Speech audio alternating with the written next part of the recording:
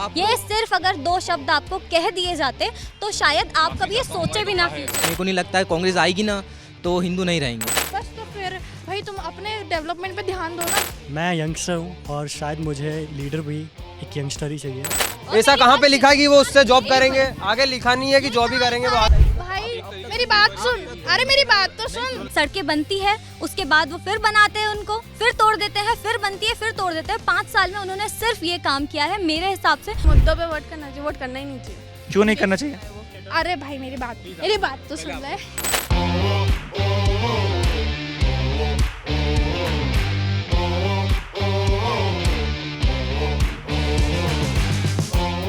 नमस्कार, ABP live की team इस समय इंदौर में है और हमारे साथ कुछ युवा साथी हैं जो पत्रकारिता के छात्र हैं और इन्होंने अपना कीमती वक्त हमें दिया है। बहुत बहुत धन्यवाद आपको। तो आइए इनसे बातचीत करते हैं और समझते हैं कि इस बार के चुनाव में युवाओं के मुद्दे क्या हैं। पहले तो मैं आप सभी से ये जानना चाहूँगा कि आप में से कितने लोग हैं जो पहली बार वोट डालने वाले हैं? मतलब आधे से ज़्यादा जो संख्या है वो है पहली बार वोट डालने वालों की। तो सबसे पहले आपके पास आऊँगा, इस बार के चुनाव में क्या मुद्दे हैं युवाओं के लिए, और आप जब वोट डालेंगी तो क्या मुद्दा जो है आपके लिए प्राथमिकता रहेगी? सबसे पहले तो जो वोट डालेंगे सारे हम लोग एजुकेटेड हैं, तो अगर मैं अपना पर्सनल ओपिनियन दूं तो मैं बीजेपी को वोट करूंगी।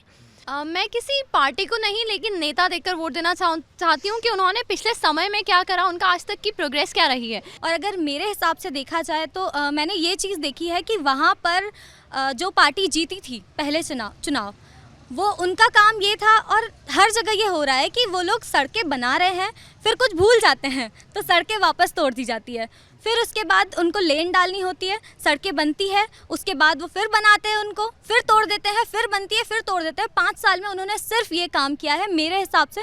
तो मुझे लगता है कि अगर आप एक बार में काम ठीक कर सकते हैं तो उसे 5 बार करने की ज़रूरत नहीं है।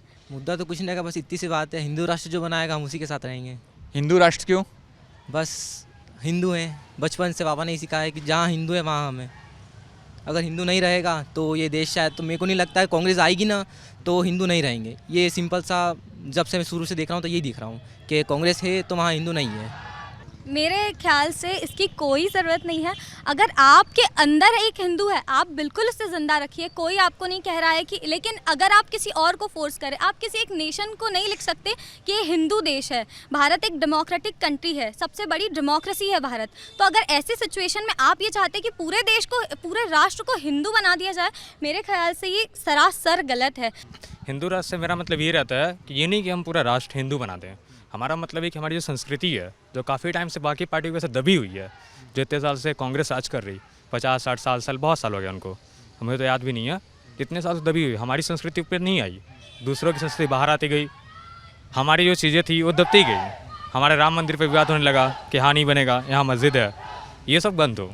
यह हिंदू राष्ट्र का हमारा तात्पर्य है कि हम सब जो हिंदू हैं, जिनका कहना है का मतलब है कि पूरे डेमोक्रेटिक कंट्री है, डेमोक्रेटिक है, सारी यहाँ अपनी कंट्री डेमोक्रेटिक है, लेकिन इसका मतलब ये नहीं है कि हमारी जो चीज़ें हैं, हम पहले से यहाँ पे हैं, हम ही रहते थे, हमारी चीज़ें बाहर रहे। हमें कैंडिडेट को देखना है, ये पार्टीज़ को नहीं देखना है। जो नेता खड़े हुए हैं उन्हें देखना चाहिए कि वो कैसे हैं। मैं यंगस्टर हूँ और शायद मुझे लीडर भी एक यंगस्टर ही चाहिए जो कि हमारा पक्ष रख सके। प्लस यंगस्टर काफ़ी अच्छे से डिसीजन ले सकते हैं as compare to experience candidate और लीडर।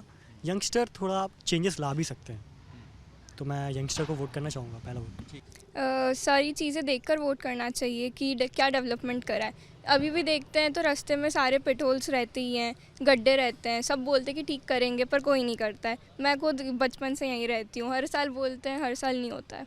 अभी जैसे कि हम लोग देखते हैं कि अभी बहुत सारा ऐसा चल रहा है कि हम हिंदुत्व को बढ़ावा देते हैं, हम हिंदू को जागरूक कर रहे हैं, पर द थिंग इज़ कि हिंदुत्व मर नहीं रहा है। बात ये है कि भाई तुम मर नहीं रहे हो, मतलब कि तुम्हारा रिलीजन जिंदा है।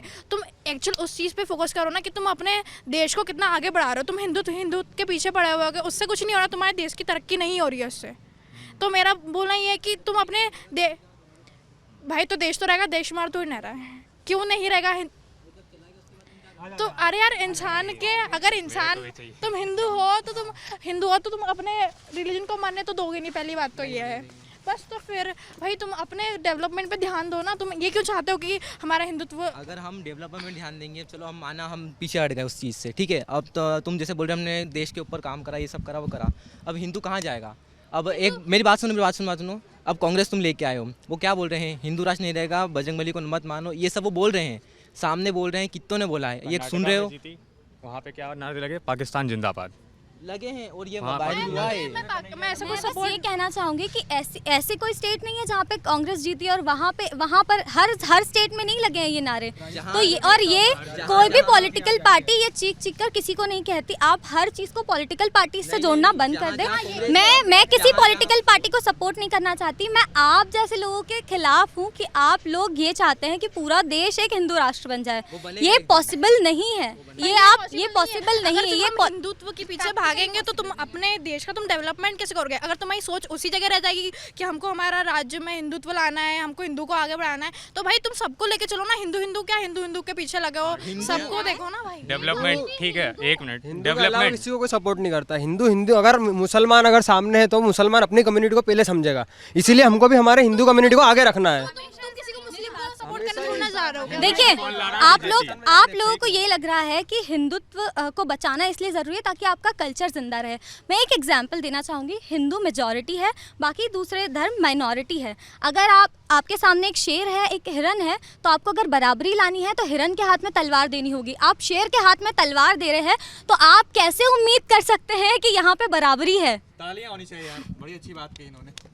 और रही बात हिंदू धर्म की, तो मैं उससे कहीं से भी कम नहीं समझती। हमारा कल्चर बहुत रिच है, हमारे ट्रेडिशंस बहुत रिच है, लेकिन हमें उसे बचाने की ज़रूरत, हम लोगों को दूसरों को बदल के बचाने की ज़रूरत नहीं, हमें खुद में उन्हें लाना है। एक पहले से ही बदले कौन हैं, बदल रहा है? वो हम पहले बदल हिंदू ही कहाँ थे, रहे? उसके बाद वो आए थे। आपका धर्मांतरण के ऊपर क्या कहना है, आप बता सकते हैं? केरला स्टोरी में दिखानी चाहिए, साउथ में उसको आपने बैन कर दिया, दिल्ली में आप लोग बैन कर देते। तो बीजेपी सरकार ही तो ऐसी है जो ऐसे मुद्दों को लाती है, फ्री में थिएटर में इसको दिखाया जाता। और मेरी बात सुनो, आप धर्म की बात करो, हमारी सरकार धर्म के फेवर नहीं कर रही, वो तो उन मुद्दों को उठा रही है जो इतने सालों से कांग्रेस सरकार ने दबा दिया था। वो लोग भी हिंदू थे, लेकिन राम मंदिर का मुद्दा क्यों नहीं आया उनकी नज़र में? तो हमारी सरकार आई है और उनके इलेक्शन मैनिफेस्टो में लिखा था कि हम राम मंदिर और इन 370 पर भी उन्होंने लिखा था, और अभी उनके जो मुद्दे चल रहे हैं वो सारे मुद्दों को कवर कर रही है। तो आपकी सरकार जब आई थी, मतलब आप धर्म किसी पार्टी का फेवर नहीं कर रहे, बट स्टिल जो सरकार वो पुरानी भूल गई है, हम उन मुद्दों को उठा रहे हैं और उनको इम्प्लीमेंट कर रहे हैं। एक्चुअली सरकारें अपना वादा करके भूल जाते हैं, पर जो पार्टी कर रही है अपना वादा, अपना राम मंदिर का बोला, राम मंदिर बनवा के दिया है उन्होंने। 370 एक्ट का बोला, वो भी करके दिया है। पर अगर सिर्फ वादा करने से ही पार्टी को आगे बढ़ाया जाए तो क्या होगा उससे? अगर बात मुद्दों की है तो उन्होंने राम मंदिर का वादा किया। अभी आप देख सकते हैं, ज़रूरत राम मंदिर की थी या नौकरी की ज़रूरत थी? गरीबी बढ़ रही है देश में, भुखमरी बढ़ रही है देश में, इन चीज़ों की ज़्यादा ज़रूरत है। मोदी जी का स्किल इंडिया आया है, और अभी एमपी में सीखो कमाओ योजना जो बच्चों को इंटर्नशिप दे रही है, आप वो नहीं गिनोगे? रोजगार के मौके आ रहे हैं, और आपकी कांग्रेस सरकार क्या कह रही है कि बेरोजगारों को नहीं। मैं कह रही हूँ कि आप बीजेपी का फेवर नहीं कर रहे। बताऊँ किसको वोट देने वाले? कांग्रेस सरकार क्या कह रही है कि हम बेरोजगारों को 1,500 रुपए महीना देंगे, इससे तो रोजगार आ जाएगा। ऐसे रोजगार आ रहा है तो सबको पैसे बांटिए। बिल्कुल। आपको ये नहीं लगता कि लाडली बहना योजना भीख देने के बराबर है? वो भी अगर आप इसे भीख दे रहे हैं तो योजना सिर्फ ऐसी महिलाओं को मिल रही जिनके पास रोजगार नहीं है, और जो मतलब जो घर पे रहती है, जो जिसके पास जॉब नहीं हो। और अगर आप युवाओं को 1500 रुपए महीना देंगे तो वो क्या करेंगे? हो सकता है वो नशा ही करे। ऐसा कहाँ पे लिखा है कि वो उससे जॉब करेंगे? आगे लिखा नहीं है कि जॉब ही करेंगे वो आगे। आप लोग किस चीज के सपोर्ट में जा रहे हैं? आप सिर्फ देश को आप सिर्फ हिंदू राष्ट्र ऐसी पार्टी को वोट दे रहे हैं क्योंकि वो ये दावा करती है कि वो देश को हिंदू राष्ट्र बना देगी, इसलिए दावा कर रही है। कांग्रेस भी यह बोल रही है अगर आप हमें वोट दोगे तो हम मुसलमान। कमलनाथ जी की आप वीडियो देख सकते हैं, कमलनाथ जी साफ बोल रहे हैं। कमलनाथ जी ने क्या बोला? कमलनाथ जी ने अपनी एक वीडियो में यही कहा है कि अगर आप हमें वोट दोगे तो हम मुसलमानों को आगे बढ़ाएंगे, और अगर आप अगर हिंदू हो तो आपको बीजेपी को वोट देना चाहिए। कहाँ देख लिया? बोल रहे हैं वीडियो में, वीडियो वायरल हुई है, हम बता सकता हूँ मैं वीडियो आपको। ठीक है, कुछ और लोगों से बातचीत करते हैं। आपका क्या नाम है? महवेश सिद्दीकी। मावी, आप भी पहला अपना वोट डालने वाली हो इस बार? मैं पहला वोट डालूंगी। देखिए, मुझे इस बारे में आप लोगों जितना नॉलेज तो नहीं है, लेकिन जो हिंदू मुस्लिम के कॉन्फ्लिक्ट चल रहे हैं उसको देख के मैं कह सकती हूँ कि हर धर्म में दो तरह के लोग होते हैं। तो किसी भी मतलब अभी जैसे मुस्लिम्स की कोई गलतियाँ ले ले या हिंदुओं की कोई गलतियाँ ले ले, अगर हिंदू ने किसी ने गलती कर दी तो पूरी कम्युनिटी को दोष देना, ये तो कोई सही बात नहीं है। तो जैसा कि आप लोग कह रहे हैं कि मतलब वो जो मंदिर वाला जो भी सीन था, आई डोंट नो वो क्या था, पर पूरी कम्युनिटी को गलत साबित करना, क्योंकि मैं मुस्लिम हूँ और मेरे यहाँ पे मेजॉरिटी में हिंदू फ्रेंड्स हैं, मेरा अभी तक यहाँ कोई मुस्लिम फ्रेंड बना नहीं है, तो मेरे दिल में ऐसे कोई हेटरेट नहीं है कि मुझे मुस्लिम से ही फ्रेंडशिप करनी है या फिर हिंदू राष्ट्र के ड्रॉबैक ही होंगे कि राष्ट्र तो बन जाएगा पर मुसलमान मुसलमान होता है, क्रिश्चियन होता है, जैन होता है, हिंदू में कास्ट आ जाती है। हिंदू राष्ट्र का भी शब्द यूज नहीं किया, हम हमेशा बोलते हैं, मतलब सरकार हमेशा बोलती है अखंड भारत बनाएंगे।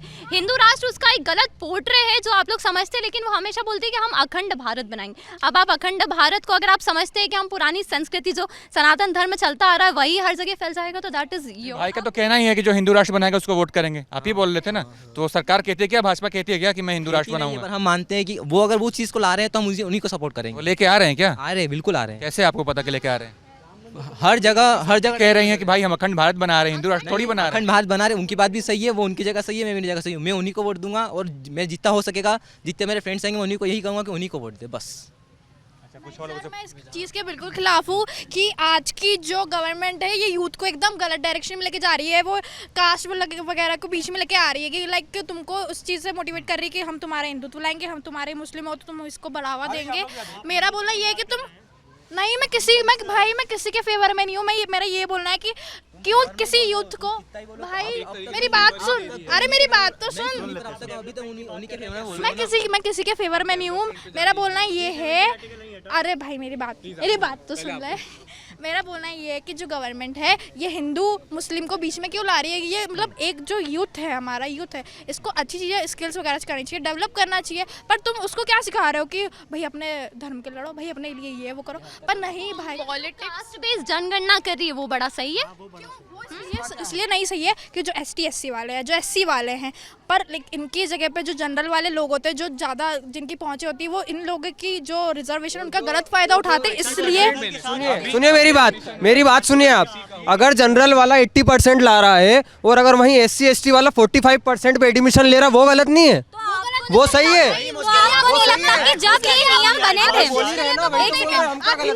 जब ये नियम बनाए गए थे, जब संविधान लिखा गया था, तब की सिचुएशन को देखकर ये देख लें आप उस समय पार्टी कौन थी जो कुछ नए लोग भी आए, उनको मौका देते हैं। आपका क्या नाम है? वान्या। अच्छा वान्या, क्या आप भी अपना पहला वोट डाल रही हो? नहीं। आपका नाम है वोटर लिस्ट में? नहीं। ठीक है, इन लोगों को बताओ कि किन मुद्दों पे वोट करना चाहिए। किन मुद्दों पे वोट करना चाहिए? वोट करना ही नहीं चाहिए। क्यों नहीं करना चाहिए? ये बहुत गलत है, टाइम वेस्ट होता है वो, टाइम वेस्ट होता है वो। क्यों? मैं मतलब मुझे ऐसा लगता है कि जो भी पार्टी है वो सिर्फ अपनी पार्टी को बढ़ाने के लिए ही मुद्दे रखती है, वैसे कोई ठीक, एक नोटा का ऑप्शन भी है ना, नोटा दबा दो, वोट तो करो। वो कर सकते हैं, वो उनकी मर्जी है। आप कहाँ की रहने वाली हैं? इंदौर की। इंदौर में अगर रात में आप बाहर निकलते हैं, कोई दिक्कत होती है आपको? वैसे बोलते हैं कि दिक्कत हो सकती है, घर वाले बोलते हैं 8 बजे के बाद मत निकलो, तो ये चीज़ सिर्फ अगर लड़कियों को ना समझा के अगर लड़कों को थोड़ा सतर्क करें कि मतलब कि हाँ थोड़ा उनकी तरफ थोड़ा वो दिखाएं कि जिससे लड़कियां भी सेफ फील करें बाहर जाने में, वो मेरा थोड़ा है। सरकार आपका ध्यान रखती है कि भाई आप लोग जब बाहर निकले तो सब कुछ ठीक रहे? नहीं, ऐसा देखा तो नहीं है। इंदौर की अगर बात करें, इंदौर में विमेन सेफ्टी है और रात में निकलने में ऐसे नहीं लगता है, और मेरे हिसाब से अवेयर लड़कों को करना चाहिए कि हमेशा क्यों लड़कियों को बोला जाता है कि आप रात को मत निकलो, आप ये मत करो, आप ये मत पहनो। लड़कों को अवेयर करना चाहिए कि आप ये मत करिए, आप रिस्पेक्ट करिए। उनकी परवरिश ही ऐसे वो लोग नहीं करते कि हाँ। इसमें मैं माफ़ी चाहता हूँ, हमारे पेरेंट्स ने हमें ये नहीं बोला है, ये आपके पेरेंट्स हैं जो बोल रहे हैं कि बाहर मत निकलिए। हमारे यहाँ तो ऐसा किसी ने नहीं बोला, हमारे यहाँ तो इज्जत करना सिखाया है हमारे पेरेंट्स ने। आपको कभी बोला है कि कभी किसी लड़की को छेड़ना मत, रेप मत करना उसका? ये वर्ड सुना है आपने? पहली बात, हमें इतना सिखाया, फालतू की चीज़ें सिखाया नहीं रहे हैं वो लोग। ज्ञान हमें दिया जाता है, तो हम चाहते हैं कि अगर 2 बार आपके पेरेंट्स की 2 बार ये सिर्फ अगर 2 शब्द आपको कह दिए जाते तो शायद आप कभी ये सोचे भी ना फ्यूचर में। मेरे घर में आप मेरी बात सुनिए, मेरे घर में हम 2 हैं, मैं और मेरे भैया। मेरी मम्मी मेरे को और उनको इक्वल फ्रीडम देती है कि हाँ अगर मैं भैया रात में बाहर जा रहे हैं मैं भी जा सकती हूँ। और मेरी मम्मी मुझे कुछ नहीं सिखाती। मेरी मम्मी मेरे भैया को हमेशा बोलती है कि बेटा किसी भी लड़की को है ना देखने से पहले ये सोचना तुम्हारी एक बहन है। तो मुझे ऐसा लगता है आज की जनरेशन के पेरेंट्स इतने तो अवेयर है कि वो उन्हें ज़रूर सिखाते हैं कि तुम्हारी बहन भी होगी, अगर बहन नहीं है तो उनको एक अपनी माँ जैसा समझ के कुछ करके इज्जत दे देना। एक बात बताइए, एक लड़की टाइट जीन्स पहनकर निकल रही है तो 4 लड़के उसे देखते नहीं है क्या? मैं नहीं, अगर आपने मना किया तो मैं नहीं मानूंगी आपकी। आप नहीं मानोगे, हर लड़का एक जैसा नहीं है, जैसे हर लड़की भी एक जैसी नहीं है, लड़की की भी सोच गंदी हो सकती है, ऐसा जरूरी नहीं है कि लड़का ही करता है। आप बोल रहे हैं लड़की, पता है लड़कियों की भी सोच बहुत गंदी होती है, मैं वो देना चाहता हूँ में लड़कियां भी इन्वॉल्व होती है, पर हम कह रहे हैं बाद में पीछे हट जाती है कि नहीं मैं तो अलग थी, बताई जा रही है उसके बारे पकड़ा में लड़के को आपको भी जाता है। अवेयर किया जाए। हाँ, वो मैं आपके साथ हूँ। स्कूल में जब क्लासेस सेशंस होते हैं तो वहाँ पर स्पेशली जैसे एक बार हुआ था, उसमें स्पेशली गर्ल्स को बुलाया जाता है कभी कि बॉयज़ को उस चीज़ के बारे में अवेयर नहीं किया जाता है। बट अगर ये सेशंस बॉयज़ को भी दिए जाए, आपको पर्सनली आके कोई बोल नहीं रहा है कि आप ये अटेंड करो, बट क्योंकि देखिए मेरी बात साथ में होनी लड़कियों चाहिए। को स्पेशली इसलिए बुलाया जाता है क्योंकि मेरा अगर बहुत ही पर्सनल प्रॉब्लम है तो मैं लड़कों के सामने डिस्कस नहीं कर पाऊंगी। दैट इज व्हाई, क्योंकि देखो this is not personal, national level matter, ये पर्सनल नहीं है, ये बिल्कुल नहीं पर्सनल। मैं मेरा अगर प्रॉब्लम डिस्कस नहीं कर पा रहा तो एक हेल्दी एनवायरनमेंट बनाया जा रहा है, उसमें एक लड़का और एक लड़की दोनों इन्वॉल्व है। अगर और गलती सिर्फ लड़के की है। एक बात बताइए, इसमें लड़का ही क्यों हमेशा गलत हो? विमेन सेफ्टी की बात चलिए, लड़का और लड़की दोनों को सिखाया जाए, साथ में सिखाया जाए। ये कौन सा तरीका है? लड़की को अलग लेके जाते हैं, हमारे घर में लड़कों को भी सिखाया जाता है, हमें हमारे माँ बाप ने नहीं सिखाया हमारे घर में जेंडर बायसनेस नहीं होती। आपके पेरेंट्स से बाकी दूसरे पेरेंट्स को सीखना चाहिए। जी सीखना चाहिए ना, हम मना नहीं कर रहे, पर आप हर चीज में आरोप मत लगाइए कि सभी करते हैं। हम नहीं ज्यादातर की बात चल रही है, ज्यादातर की। तो अगर आपके पेरेंट्स उन कम लोगों में हैं जो लोग सीखने लायक है, जिनसे सीखा जा सकता है, देखा जाए तो अभी तो आप जाके दूसरों को बताइए कि आप हमारे पेरेंट्स से सीखिए। देखा जाए तो अभी तो लड़कों में भी बहुत सारी अवेयरनेस फैल गई है कि ऐसा कुछ नहीं होना चाहिए। अब तो ज्यादा हो गया है पहले से भी, और आप उसके बाद भी माफी चाहता हूँ, मुझे इसका कोई आइडिया नहीं है, मैं इतनी डिटेल्स नहीं यही है कि हम मेरे आसपास जितने लड़के पहले से तो काफी कम हुए, कांग्रेस सरकार से तो पहले कम हुए। लगता है कि हमारी प्रशासन काफ़ी सचेत रहती है हर चीज़ों को लेकर, हर जगह कैमरे लगे हुए हैं। तो ऐसे इंदौर में आपको ऐसे केसेस बहुत कम सुनने को मिलेंगे as compare to other cities. मतलब मैंने बाहर जाकर भी देखा, मुझे वहाँ सीरियसली हिम्मत नहीं हुई कि बाहर जो, लेकिन अगर इंदौर में मुझे लेट नाइट भी ट्रैवल करना है तो मैं करती हूँ। इवन मेरे पेरेंट्स भी उस चीज़ के लिए अलाउ करते हैं। ठीक है, आपको क्या लगता है आप यहाँ पे सेफ फील करती हो इंदौर में? ऑब्वियस, इसके लिए क्या सरकार की, यहाँ की जो सरकार उसको थैंक यू बोल सकते हैं? बिल्कुल ऑब्वियसली। सिटी को ये कह देना कि हमारी सिटी अच्छी है, ये क्या बातचीत चल रही है, मुझे भी बताइए जरा। हम लोग ये बात कर रहे हैं कि इनके हॉस्टल से अगर ये भंवरकुआं तक जाती हैं तो इनको अकेले जाने में डर लगता है, क्योंकि वो एरिया बहुत सुनसान है और कई बार वहाँ पे लाइट कट होती है। मतलब ये एक चीज़ होनी चाहिए ना कि आसपास गर्ल्स हॉस्टल है तो वहाँ पे पावर कट की बात नहीं कर रही हूँ, पावर कट की बात नहीं कर रही हूँ मैं। हॉस्टल में लाइट है, स्ट्रीट लाइट बंद है, वो भी ऊपर चल रही है ब्रिज पे, होल करके सामने जो ब्रिज है वहाँ लाइट चल रही है, लेकिन नीचे नहीं चल रही है। वो एरिया से लड़कियाँ आती जाती है, तो वो हॉस्टल के आसपास इतना सुनसान एरिया है, वहाँ पे कोई भी कभी भी आ सकता है। तो उस जगह में मत जाइए 8 बजे के बाहर, हॉस्टल 8 बजे बंद होता है। अच्छी बात है। बातचीत का अब समापन करते हैं। आप लोगों के पास कुछ और बातें हैं तो बताइए कुछ। बातें ये हैं कि ये जैसे लाडली बहना को जो पैसा दिया जा रहा है अभी, ये बोलना चाहें तो ये सीधी इनडायरेक्टली रिश्वत है बहनाओं को, क्योंकि ये वोटिंग के टाइम में क्यों दी गई? लॉकडाउन में ज़्यादा दी नहीं है, लॉकडाउन में तो ज़्यादा नहीं दी थी इन्हें, और अभी वोटिंग के पहले बहुत ज़्यादा दी जा रही है। और ये पैसा ला कहाँ सर इतना सारा? टैक्स से, टैक्स इसलिए थोड़ी ना भरता इंसान। तो ये थे पत्रकारिता के कुछ छात्र जिनसे हमने बातचीत की। इन्होंने अपने मुद्दे बताए, ये भी बताएं कि जब वो अपना वोट डालने जाएंगे तो उनके सामने उनके मुद्दे क्या होंगे। बड़ी प्यारी बातचीत रही। बाकी इसके बारे में आप क्या सोचते हैं हमें ज़रूर बताइएगा, और तमाम अपडेट्स के लिए आप देखते रहिए ABP लाइव।